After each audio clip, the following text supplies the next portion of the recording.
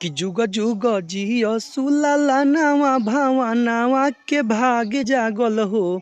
ये लालना पवन भैया गावेले सोहारा वाखे सरिया के आग लागल हो। हेलो दोस्तों, नमस्कार। मैं पिंटू आर्यन, आपका भाई, और आप देख रहे हैं जोश बिहार। जी हाँ दोस्तों, इन दोनों पवन और खेसारी के बीच फिर से विवाद का घेरा खड़ा हो चुका है और काफ़ी ट्रेंड में चल रहा है। इसी बीच भुअर भुआली ने एक ऐसा मैटर गा दिए हैं पवन सिंह और खेसारी के बीच जो काफ़ी विवाद में बने हुए हैं। तो चलिए सुनते हैं भुअर भुआली का ये गाना, फिर बातें करते हैं। हम भोजपुरी गायक भुअर भुआली तनी गाना पर ध्यान दे रहे सब है कि जुग जुग जियो सुलाला नावा भावा नावा के भाग जागल हो।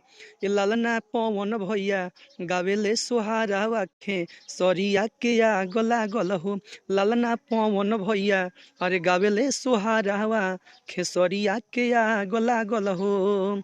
जुग जुग जियो सुलाला ना भावाना वाक्य भाग जागल हो। जुग जुग जियो सुलाला नावा भावाना वाक्य भाग जागल हो। ये लालना पवन भैया गावेले सोहारा खे सरिया के आग लागल हो। लालना पवन भैया गावेले सोहारा वाखे सरिया के आग लागल हो। जी हाँ दोस्तों, आपको ये वीडियो कैसा लगा प्लीज़ हमें कमेंट बॉक्स में बताइएगा। हमारे चैनल को सब्सक्राइब कर लीजिएगा और अपने भाई को प्यार करते रहिएगा। धन्यवाद।